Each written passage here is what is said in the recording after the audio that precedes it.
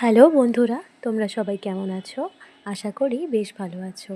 আজকে চলে এসেছি তোমাদের সঙ্গে অনেক পুরনো একটা ভিডিও নিয়ে। এটা হচ্ছে এবছরের দুর্গাপুজোর আগে মিষ্টি মাম্মামের একটা শপিংয়ের ভিডিও। আমরা স্টাইল বাজার আর কলকাতা বাজার থেকে চাকদায় বেশ কিছু মিষ্টি মাম্মাম আর আদিসোনার জন্য শপিং করে নিয়েছিলাম। এই সমস্ত ড্রেস কিন্তু মিষ্টি মাম্মাম আর আদিসোনার দাদা মানে আমার বাবাই গিফট করেছিল। সবসময় বাচ্চাদের ড্রেস কিন্তু খুব সুন্দর সুন্দর হয় এবং তার মধ্যে কিছু থাকে নর্মাল ড্রেস যেগুলো সবসময় রেগুলার ইউজের জন্য, আর কিছু থাকে কোনো পার্টি ওয়্যার।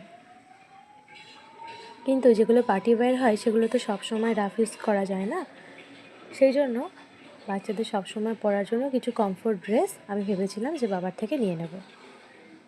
সেই জন্য এই যে শপিং মলে গিয়ে মিষ্টি মাম্মাম আর আদিসোনার জন্য দেখো এই ড্রেসগুলো নিয়ে নিয়েছি।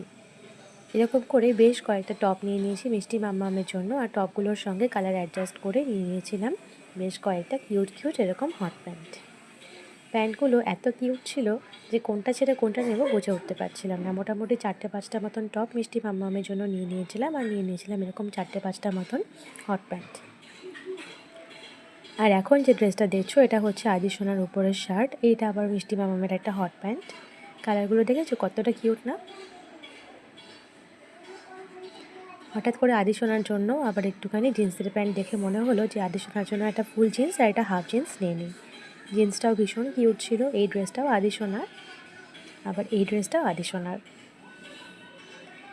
মিষ্টি মাম্মাম আর আদিসোনার কিন্তু মোটামুটি পরার জন্য ডেলি ইউজের অনেকগুলোই ড্রেস হয়ে গেছিলো। এই হচ্ছে সারাটা বিল। চলো তাহলে টাটা, আবার পরে দেখা হবে নতুন আরেকটা ব্লগে।